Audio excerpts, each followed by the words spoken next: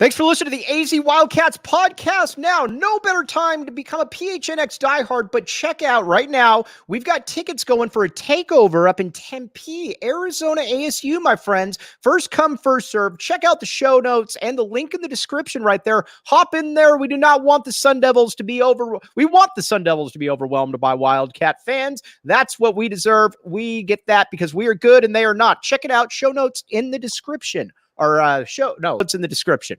Now, joined by Jason Scheer, I am Mike Luke. Hello, Scheer. How are you? What's going on, Mike? All right. Feeling much, much better. This is the first day that I actually don't feel totally crummy, so I'm good to go on this. Now, a couple things. First of all, the Back the A movement has gone into the medical field. As you saw, Jose L. Roman Jr. posted his daughter getting checked out at the pediatrician, and Jason Scheer, look at that. Look at there. There was a Back the A emblem. Jason Scheer, this is big news for us. It is. I think I saw it before you, and I was very excited. Within seconds, we both sent it to each other. It's a big deal. The movement is national. It will not be stopped. They always talked about, like with the Russian Revolution in the early 1900s, that before you knew it, it was already there. That is the Back the A movement right here, Jason Scheer. Nothing you can do about it. All right. Now, I'm excited because, again, we got the comments coming in hot and heavy already. All right, Scheer. Big news, though. Is Arizona basketball and Arizona football the best combination in the conference right now? I say it is. Conference by far. I don't know. I mean, Oregon would be the only one up for discussion. But it's probably close with that. But right now, I mean, Arizona is probably one of the hottest programs in the nation in both.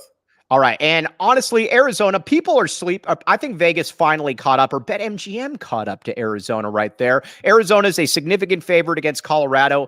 I think this UCLA game was really kind of the nail in the coffin as far as people not thinking that Arizona was good. Arizona is legitimately good, Jason Scheer.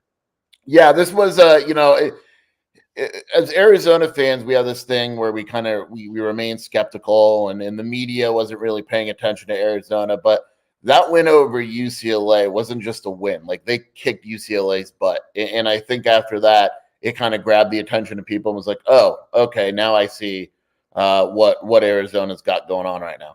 All right. I have this on good sources. Good sources, Jason Scheer. Told you this morning. I think we might be getting close. Maybe not this week, but maybe next week to Noah Fifita officially being named the starter. 5 straight freshman of the weeks. I think that's what it will take, Scheer. But you know what? Better late than never. How about that?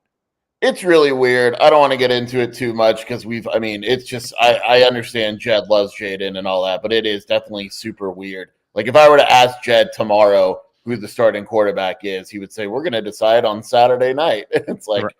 Come on. But yeah, I mean, it's funny you mentioned the freshman of the week. It's basically the Noah Fifita award. Like, he has locked up freshman of the year in the conference. There's no one else even in discussion. It's wild the way that his momentum and everything has taken off. And here's the thing. I get some people that say, oh, well, he's not going downfield enough. I don't care. If you continue to get first downs, if you continue to dissect defenses, I don't care how you do it. That's like saying, you know what? I don't like his cooking style in the kitchen, but, at the end of the day, it's a 10. That's where I'm at there. It's also not that awful. I was looking at stats the other day, and he's averaging a first down, a pass, a completion, basically. I was actually surprised because I was doing some stat work. Shador is only at 7 yards of completion. Wow. What's Noah at? I think it's like 10 or 11. Noah's Ark. Look at you. Noah's Ark right there. This is Look at you. right there for all of you people out there, right there. But no, this is exciting though, because the other thing too is it feels sustainable. Watching Noah, it's not like he's just throwing up jump balls and T-Max coming down with them. He's moving around in the pocket. He's navigating defenses. And here's the crazy part about it, Scheer. It looks kind of easy for him. I will say this. If you want to criticize him, I do think he throws too many picks overall. Like, you want to see some games where he doesn't have a pick. He's averaging a pick a game. But the thing with him is, like, yesterday he met with the media. One of the first things he said when he was asked a question about improvement or whatever is like, I throw too many picks. A pick a game, it's too much. It's all my fault. So when you listen to him, like, you don't worry about him improving. Like, he's going to improve. And you're right. Like, a lot of it is he just knows what he wants to do with the ball. And he makes it, and I think we forget too with the picks, and he'll make a bad decision or two during a game. He's still a freshman. Right. But here's where I'm going to push back on this a little bit. You're probably right, but I'm going to push back on this a little bit. How come when JDL throws interceptions with Jedd, and again, Jedd's A+, so again, these are nitpicks, but how come when JDL throws interceptions? Well, you know what? That's part of the offense that we run right here. There's going to be interceptions. But if Noah throws one pick, too many picks, got to slow it down a little bit. I do not understand this. No, I agree with you. And I don't think it's too many. I think that the picks we killed, me and you at least, killed Jaden for the amount of picks. But, I think the picks with Noah, like the one last week, was avoidable. Like, yeah. And that's the thing. Like, his picks are him trying, or maybe, like the pick to Cowing over the middle. It's not awful. They're not awful interceptions. Whereas, we're comparing it to Jaden, who's just chucking the ball and hoping. Right. All right. Now, one thing about the offense, the talent on this offense is absolutely dizzying right now. Or dare I say right here? Chief. All right, not Chief. Sorry, Andre Veras, you got me going right there. T-Mac, good for a touchdown a game. Probably going to have 12, 13 touchdowns this year. I thought Chip Kelly made a nice little remark about how he thought T-Mac was as good a wide receiver as there is in the country. Not sure that I go quite that far yet, but I'm not sure that I'm not at that point though either, Jason Scheer. Yogi Roth had a really good question. You see, the Pac-12 postseason teams, you get 2 wide receivers on your first team all Pac-12. I think me and you can agree Rome Odunze is probably one. Agreed. And then it's got to be T-Mac. I think it's T-Mac. I'm going to be very curious to see, because I assume Franklin will be in there. I'm very curious to see if T-Mac gets the credit that he deserves. Yeah, I put him over over Jalen McMillan. Probably him and Franklin at Oregon. That's probably the other guy. You know what? I'm going to go crazy though, and I'm going to blame Jacob Franklin for this. Is if like Elijah Badger gets it or something. That will be where I will draw the line at it though. But I agree with you. I think T-Mac's got to be first team. I don't think there's any question about it. Let me ask you this. What players on this team do we believe should be first team all conference? I think Jordan Morgan is a no doubter. No doubt. I know Velling at Oregon State has a lot of touchdowns, but Tanner's numbers are good. That's going to be close. T-Mac is a first teamer. You know where I'm starting to go with though, and we talked about this before. I think if you're Jacob Manu, you're starting to get some looks right there, Scheer. I think you're starting to get some looks. Yeah, I was looking at that also. He's second in the conference in tackles behind Easton Mascarenas at Oregon State. I was looking at some of the tackle numbers, and they're wild. Right. Like the leader in the nation in tackles is at ODU. He has 136. Mm-hmm. I'm sorry, I'm looking to the side. There's literally a family of quails walking along my wall right now. I was going to say, are you safe? I hope so. The dogs are in the backyard. Hear that? There they go. Oh, yeah, there we go. We're dog friendly on this show. We actually like the dogs more than you at points. They just saw the quails, so we'll see what happens. But, I'm telling you, Jacob Manu, though, you got to start looking at him, I think, as being right there in contention, Scheer. Yeah, and look, I think the Colorado game is going to be closer than people think, but there's going to be some defensive numbers put up in that thing.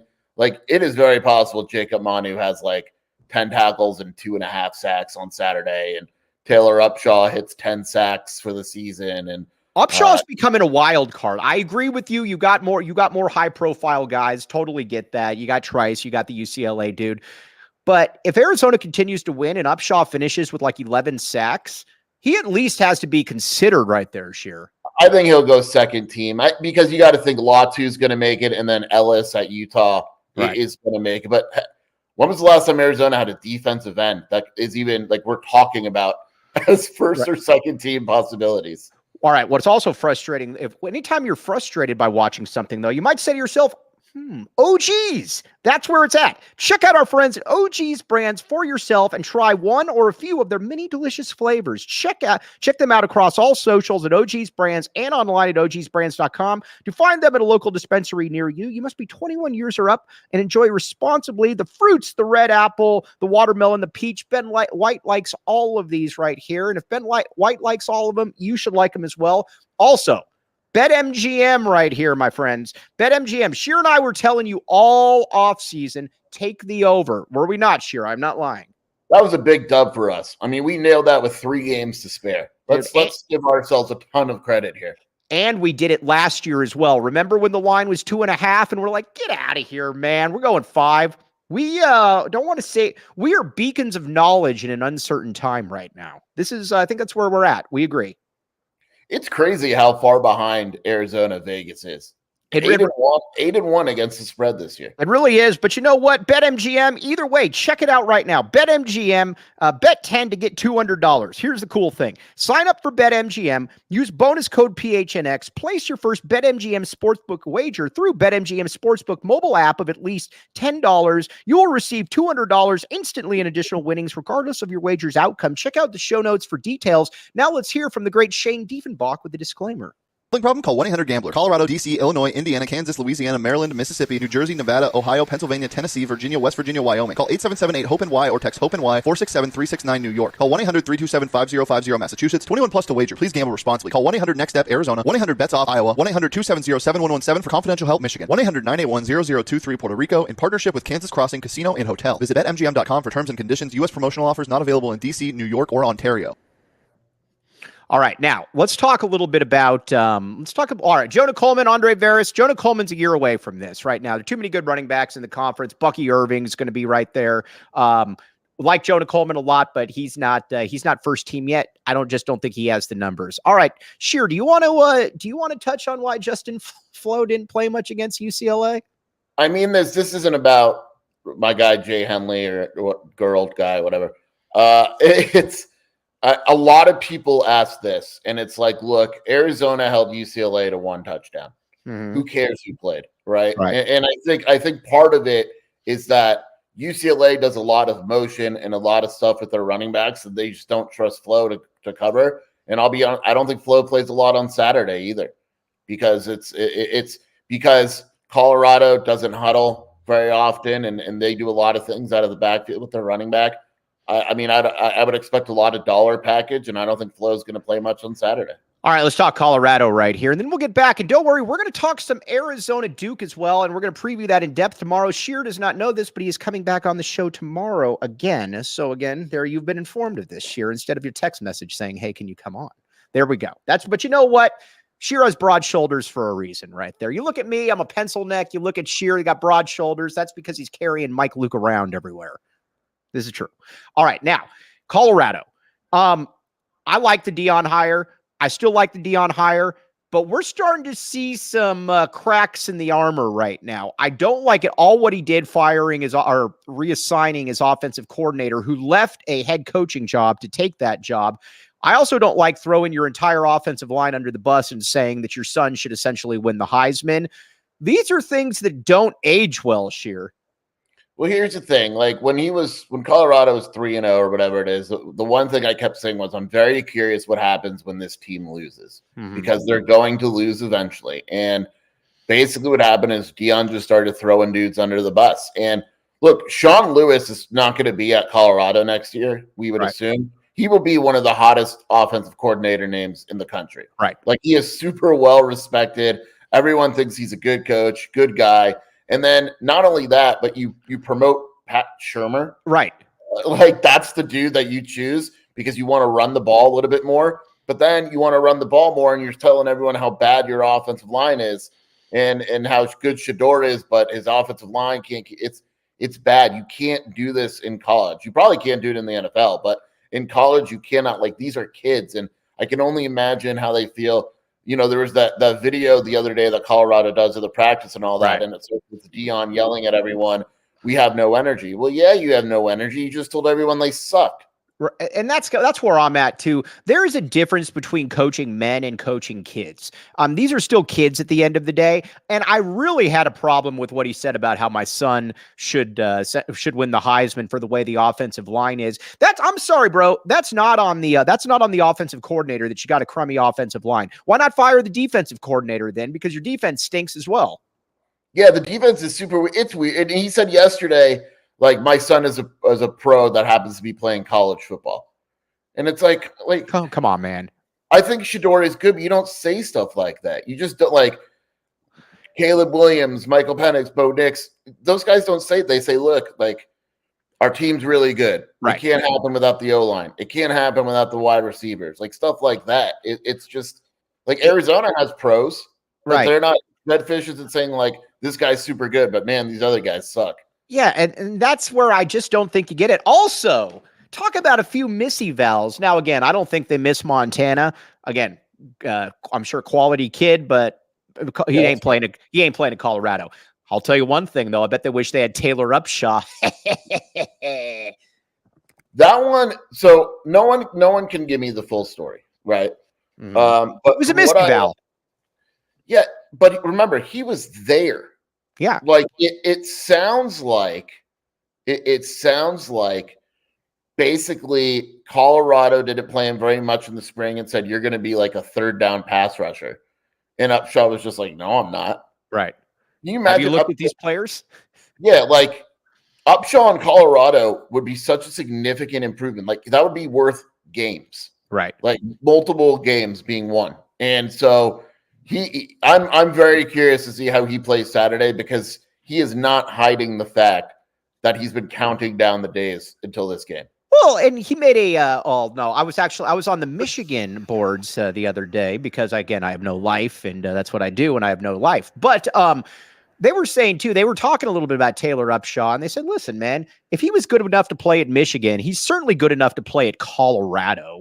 And so that was a massive missy vowel, I think, by Deion Sanders right there. Now, I will say this, and Joseph, you're true about this. You guys are acting like you're meeting Deion for the first time ever. That's fair. I get all that, but here's where I was at least intrigued by Deion. And again, if I'm Colorado, I still make the hire every day of the week because it's that or it's somebody like Carlton Durrell or Carlton Durrell or it's somebody like that. But I liked how he carried himself in the first 5 or 6 games. He wasn't just doing the Mike Stoops thing where he was just yelling just to yell or spitting on players just, because the saliva is going every which way. It looked like there was a method to what he was doing. Now it just looks like he's grasping at straws because he can't handle the fact that his team isn't very good.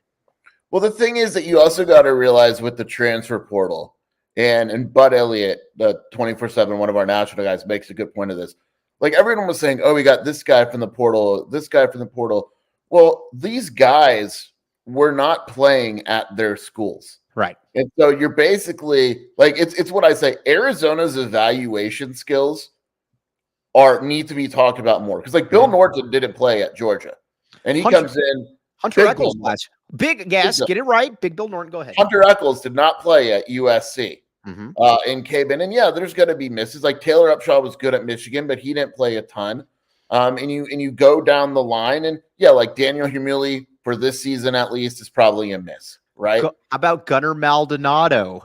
Yeah, like Gunnar Maldonado. I mean, you go down the line, and like their evaluation skills are really good. But then you look at Colorado, and they went and got these guys, and like there's levels. Like just because you're good at like Kent State doesn't necessarily. Sean Lewis right there, Jason Scheer? No, I like Sean Lewis. I think it's complete trash what Deion did to Sean Lewis. This guy left a head coaching job. A head coaching job to be your OC, and you demote him after 7 games when your offense was awesome and had what? 2 bad games? Right, exactly. And on top of that, what is he supposed to do? Go out there? An offensive line, as you know, is not something you can just fix in your first year. What did you want him to do? Look how far Arizona's offensive line came. Is Brendan Carroll all of a sudden a good coach? Right. like he was a good coach when he got here. It's just like, is Johnny Nansen all of a sudden in one offseason he became amazing? No, it's about talent. You need talent. If you asked Johnny Nansen and you said, what's the biggest difference with your defense? He wouldn't say it was him. He said, oh, we brought in players. Right. You can't win in college football with bad players. It cannot be done. All right. Now, real quick, the BetMGM parlay. How about this? This is called a precursor to a little bit of Duke talk right here. But I am going to take Arizona. I'm going to take Arizona to cover against Colorado and Arizona with the points against Duke. What say you, Jason Scheer? What say you, my friend? I'm very conflicted, as you know, about the Colorado game. I think it's going to be closer. You're not back in the A, I can tell. I don't know. It's tough because I don't know. It's tough. You think like Shelby thinks Arizona's going to kick the crap out of Colorado. Here's what's going to happen with Scheer. I can guarantee you, here's how the text messages will go. Arizona will get up.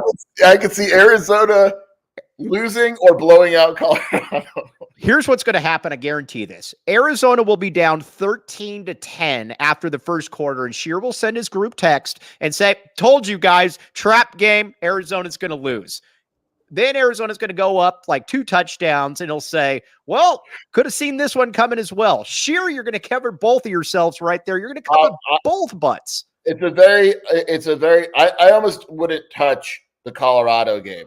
But if I had to, I would probably pick Colorado to cover. I think Duke's going to be favored by 3. That's tough too. Yeah. Tough games, man. Yeah, but you know what? When you back the A, though, you're going to be in a lot of tough games at this point. I mean, are we kind of at the point? Oh, Aaron Torres just messaged me right now. Let's see what the great Aaron Torres has to say. All right, look at this. Hold on, Aaron Torres. You know what? If you text me during the game, Aaron Torres, look who's on with him. Oh, my guy. Rich Rod. Oh, my gosh. That is awesome. Yes, absolutely. Good stuff right there. And he just said back the A. Aaron Torres, very good guy. We got to get him back on.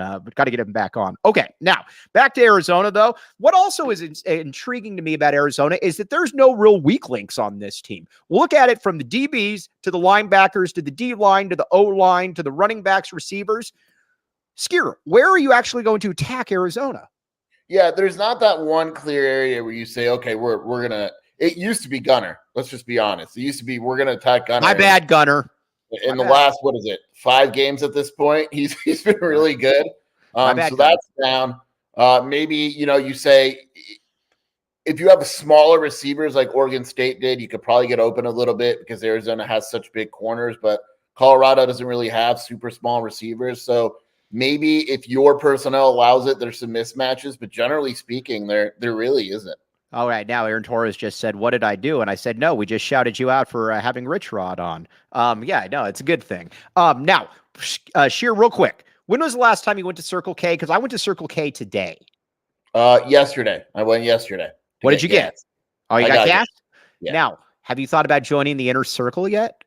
I'm in the inner circle. Damn right, you're in the inner circle. Oh, Tony Jones, back the A, my friend. All right, join the inner circle for free by downloading the Circle K app today. Terms and conditions apply at participating locations. Visit CircleK.com for details. All right, we got to talk about the future of Jedd Fisch right here. Now, sheer doom and gloom, sky is falling. Oh man, if NAU comes after Jedd, he's got to consider that, doesn't he? I say no. I say that we worry about Jedd after next season. Here's why. Jedd is still, and again, he's awesome. Awesome. But again, still has a losing record here at the U of A. One really good season, obviously. I don't know that moves the needle at a place like Florida or Michigan yet. You know what moves the needle at a place like Florida or Michigan? Another year like this. Scheer, I expect him back. I think we're going to worry about this after next season, Jason Scheer. Yeah, I mean, there hasn't been any conversations. With any success, his name's going to come up. There's going to be multiple. I mean, Johnny Nansen's name's going to come up. Brennan, Jimmy Doherty's name is going to come up. That's just natural. That's the price of success. Florida, I don't think is fighting Billy Napier. That'd be wild for them to do in the second year or whatever it is with how much money they spent. I mean, are there jobs you're concerned about? Yeah. Is Arizona going to have to give him a raise? Yeah. But is it like some imminent thing everyone should be freaking out about? No, it's not. There's no indication as of now that he's leaving. If he goes 9-3 and wins a bowl game, is he going to probably get some interviews? Yeah, I mean, I would hope he gets some interviews, but he deserves them. Right. We don't know yet. And it's not, I'll say this, it's not like Jedd is looking to leave. Right. For sure. Yeah. And that's the other thing too. Jedd, I think, no, you and I both heard that Jedd is very optimistic about this team's future in the Big 12. This is true. Jedd absolutely, and this is coming from people very close to him. Jedd believes that he can have Arizona as an elite football program. Johnny Nansen, here's where I'm at with Johnny Nansen. He is definitely going to be Nansen this year. Obviously, you want Johnny Nansen back, but Dwayne Akina is a heck of a fallback option if something were to happen there. Johnny, too, like, he knows Jedd was the first guy to hire him as a coordinator. Right. He's not just going to go to some random place and be a coordinator. Like, I don't think USC would hire him. I'm sure they'll interview him, but I don't think they'll hire him. I don't think he's a sexy enough name. Right. I think it's a very good chance Nansen is the defensive coordinator here next year. But again, price of success. Like the other day, Bruce Feldman had a podcast or whatever, and he mentioned Jimmy Doherty and Brendan Carroll for San Diego and San Diego State. I mean, that's not the worst thing in the world right there. Yeah, I mean, Jimmy Doherty has a San Diego history. He would probably be a good hire. It's, again, price of success. Arizona, I would be very surprised if it brought back its entire coaching staff next season. All right, now we're going to get to Arizona Duke here in a second, but where do you see JDL a year from now? Scheer believes he's going to be at Hawaii. I believe that is the last place that JDL would be. Scheer, you want to stick by what you said? You and Brian J. Peterson both said you think he'll be at Hawaii. Explain why you think he'll be at Hawaii. Just because it would be funny. I don't actually know if he'll be at Hawaii. It would be super funny, though. I bet you it's like a Fresno State, UNLV type of deal. Yeah, Boise State, something like that. I could see that. All right, now Travis Hunter versus Ephesians Prize Sock. That is a very, very fun matchup right there. Also, Prize Sock's another dude. That guy's going to be on a lot of all-conference teams preseason next year there, Scheer.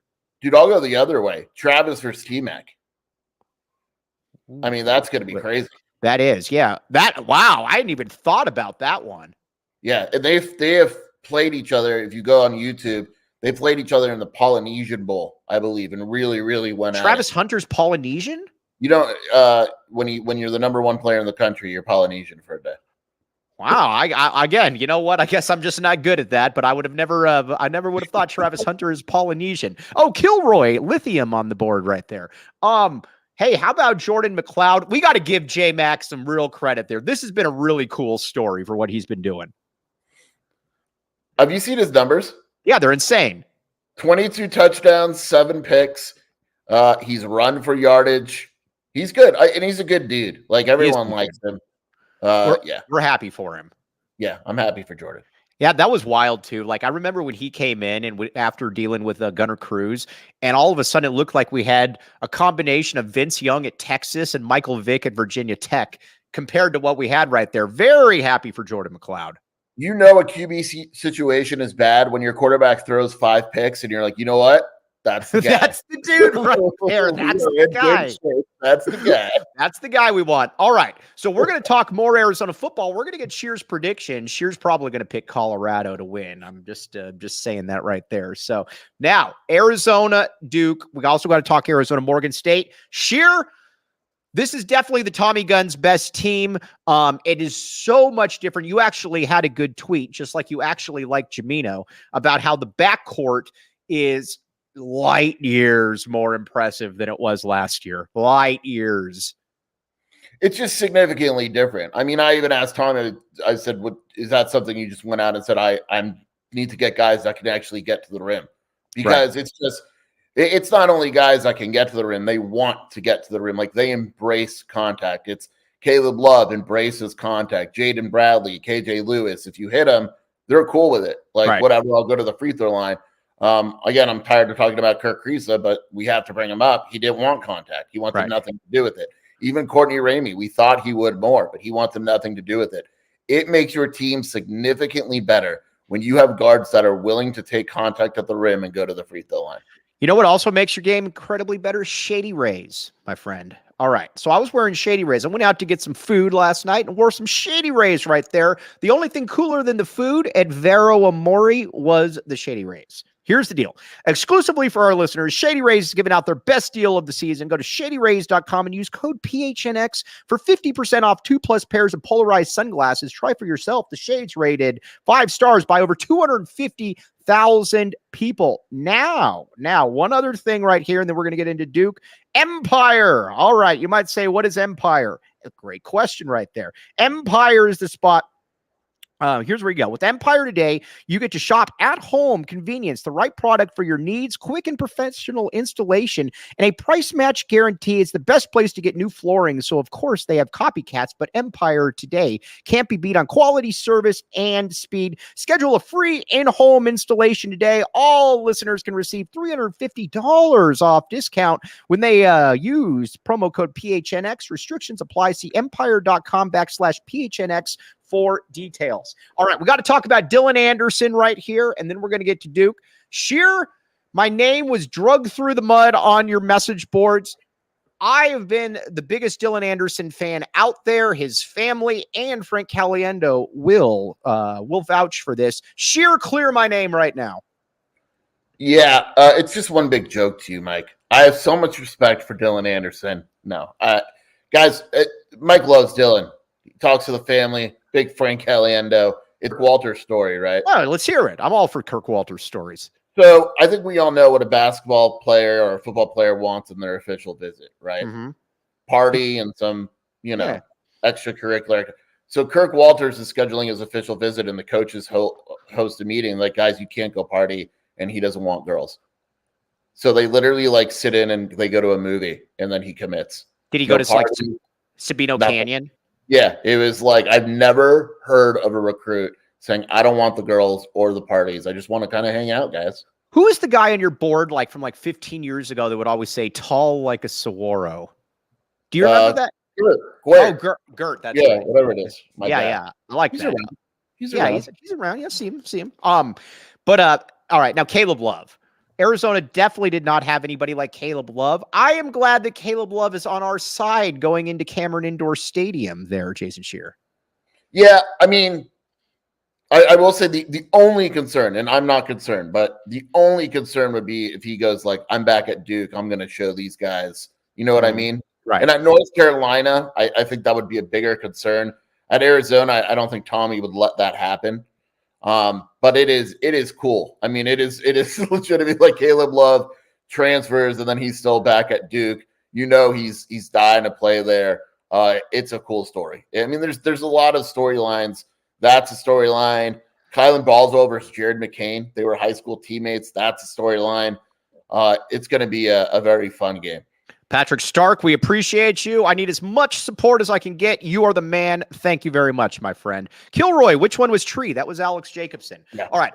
Arizona is going into Duke, and I think Arizona's got a lot of advantages right here. First of all, I think they got more experience than Duke. You got Umar Ballo, leader of men. You got Keyshawn Johnson. Then you got Caleb Love right there that has certainly been in this spot before. Like you said, Kylan Boswell obviously has some connections with Duke players as well. This is a game where I think that Arizona in the backcourt and the front court matches up very favorably with Duke, especially early in the season, Jason Scheer. Yeah, I think they're very even teams. I don't know if I would say that. I mean, it's tough, Mike, because when you look at it, it's Proctor and Boswell. Who do you give the advantage to? That's fair, right? And then Jeremy Roach and Caleb Love. I'll give you Love there, but it's interesting. I don't think there's a position that Duke is clearly better at. And I don't think there's a position that Arizona is clearly, but I think these are two very, very evenly matched teams. Yes, I will go with that. And I'll take that going into Cameron Indoor Stadium right there, my friend. I'll take that. And I think this is where also having guys like Keyshawn Johnson is going to help Arizona out immeasurably because he's been there. Nobody's going to push him around. Let's be honest. Last year's team would have been pushed around by Duke going into Cameron. Tabellis, Kerr, not good matchups against Duke. Different players, different system there, my friend. Yeah, someone asked, who is it? Cord Lopez asked, who's going to guard Filipowski? That's the big one to me. Because I don't think Umar, and that's why you bring in a guy like Keyshawn Johnson. And I know there's a big size difference, but the athleticism isn't a huge difference. Ryan Young to me isn't that good. I'm putting Keyshawn on Filipowski and Umar on Ryan Young, and I'm seeing what happens. All right, Tyler Broker. Yes. My bad, Pella. Pella is the X factor. I'm very excited to see Pella Udifo popping in here as well right here, right at the right time. Pella, I think Pella is definitely, his strengths are definitely accentuated on this team. Pella can finish, Pella can defend, and Pella can make the open shot. Pella's got other players that can, I think, supplement, a little bit of the lack of ball handling. I'm going to go on record and say I look for a nice season for Pella Larson right there. And I expect a lot of apologies from myself to Pella Larson right there. I'm going to go one further, Mike. I don't think Duke has a guy that matches up well with Pella Larson. Wow. I like Caleb Foster cannot guard Pella if Pella's aggressive. Maybe Sean Stewart, but Sean Stewart's a big guy. That's the matchup, actually, that Arizona could take advantage of. Yes, and I think not only does Arizona can take advantage of it, again, Pella, this is a very underrated aspect of Pella's game, because a lot of times people look at, let's just be honest there. They look at the white guy and they're like, I can't finish. You're the one that says that. No, my criticism, that is not fair. That is slander of epic proportions. My only problem with Pella is that he can't dribble, and I don't like the set shot. Okay. All right, that's fair. You're right. But he's a tough dude. He's definitely not a weenie at all. And on top of that, again, I think he just fits in very nicely with this year's team. And I think Tommy Lloyd, after 2 years of promising Naismith finalist for Pella Larson, might be onto something right here, Jason Scheer. Wow. Did you just call Pella a first-team All-American? No, Tommy Lloyd did last year.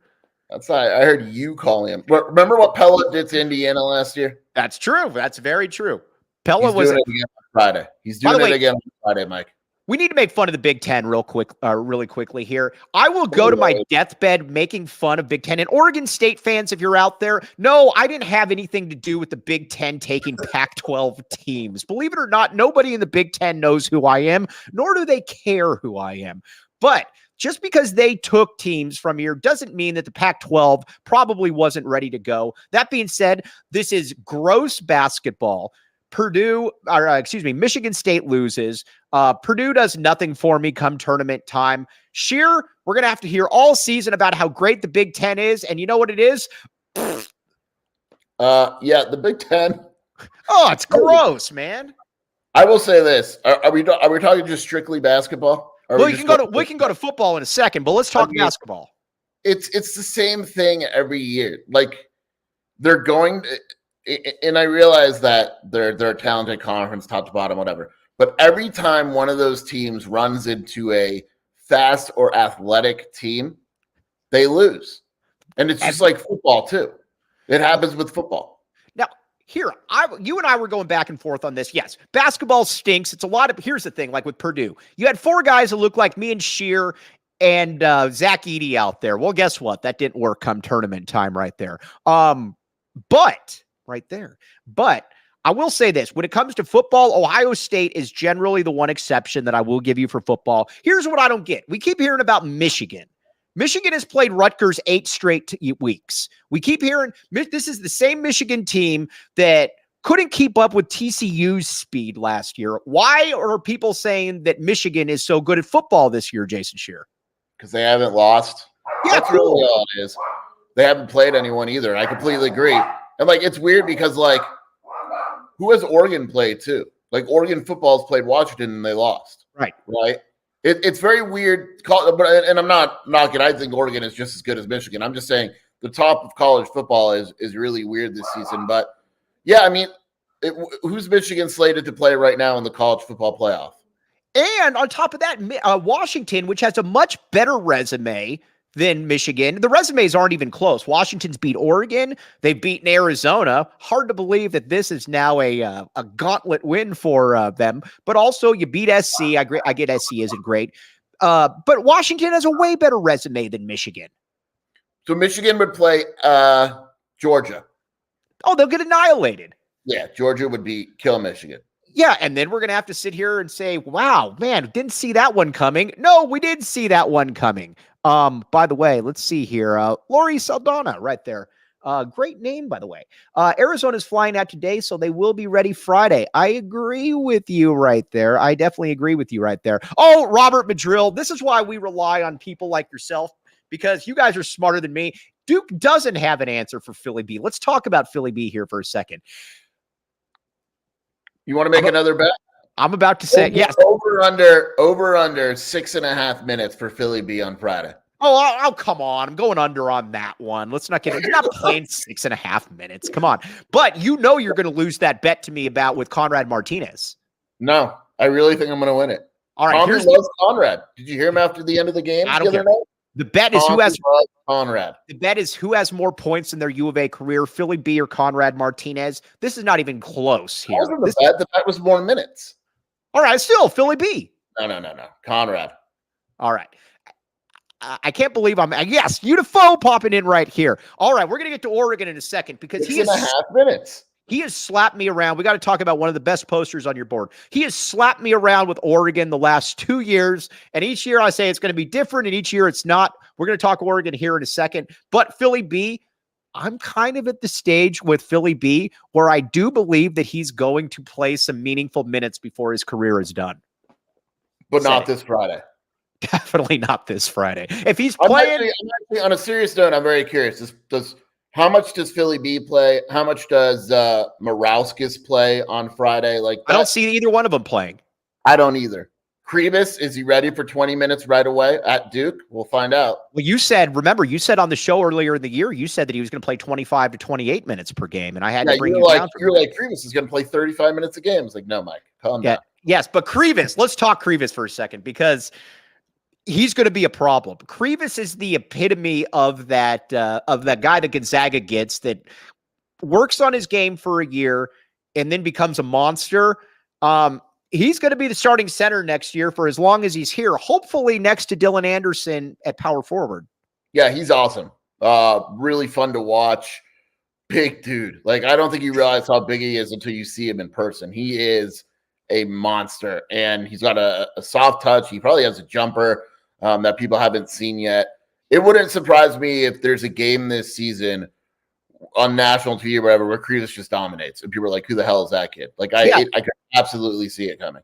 All right, now Gila River Resorts and Casino right here. You might have said, Mike, where's the read for Gila River? Well, here I am. I'm here to help right here. All right, at Gila River Resorts and Casinos, no one does it better. They offer an authentic and immersive experience right here. You do you at Gila River Resorts and Casinos. Visit playgila.com for more details. Again, you'll be high rolling, fine dining, lounging poolside, living large at Gila River Resorts and Casinos, and they've set a high bar. Basically, it's like partying with Jason Scheer every Friday, except you're at a much cooler spot. That's how cool it is. All right, now, Andre Veras says, Krivas is dominating Edey. Book it. Now, you're on record, Scheer, saying that Ballo is eating Edey alive.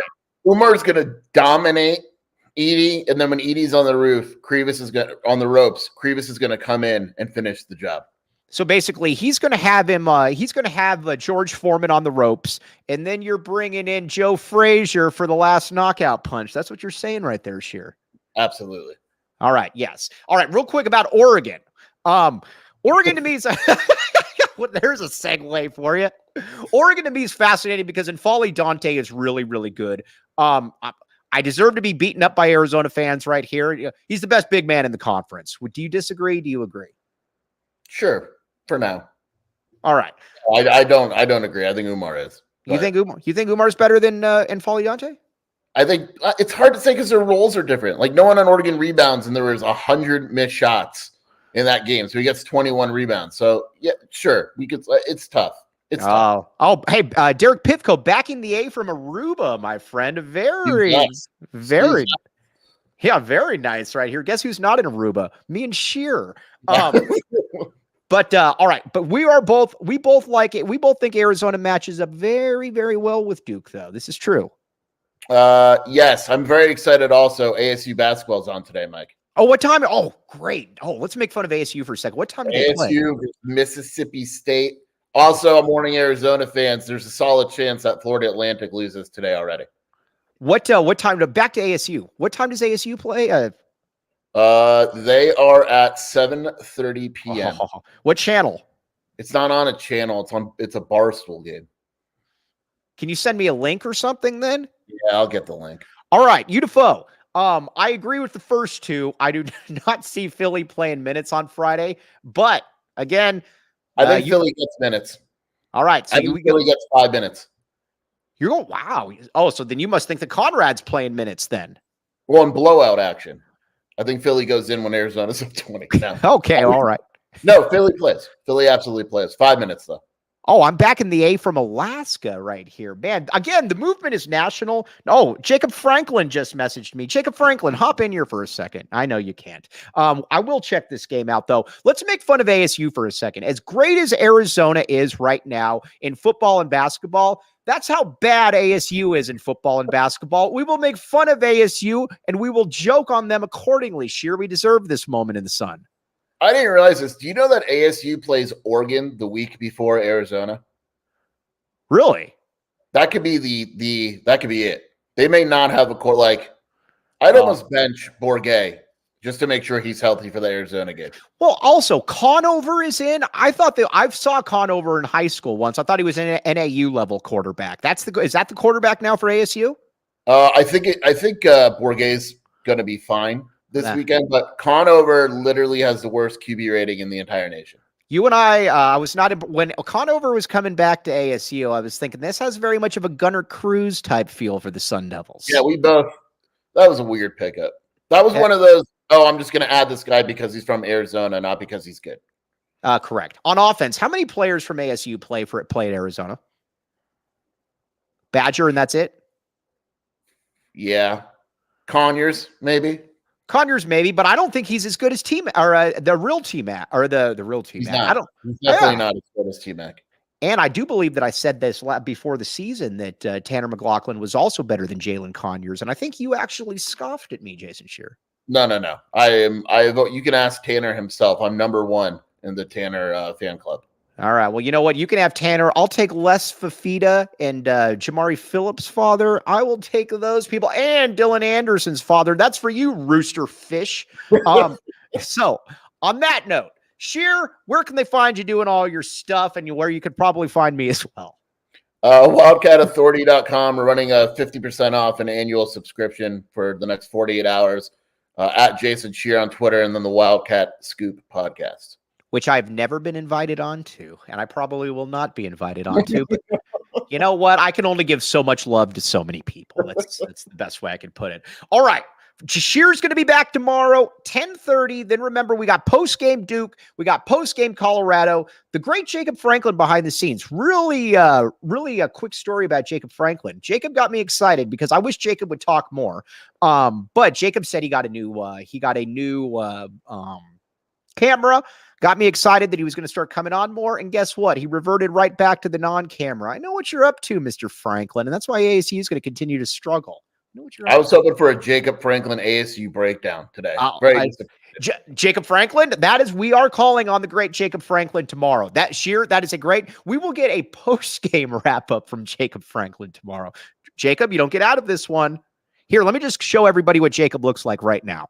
This is unacceptable. Hey. All right. On that note, though, everybody out there, really appreciate you putting up with our nonsense. You guys are absolutely fantastic.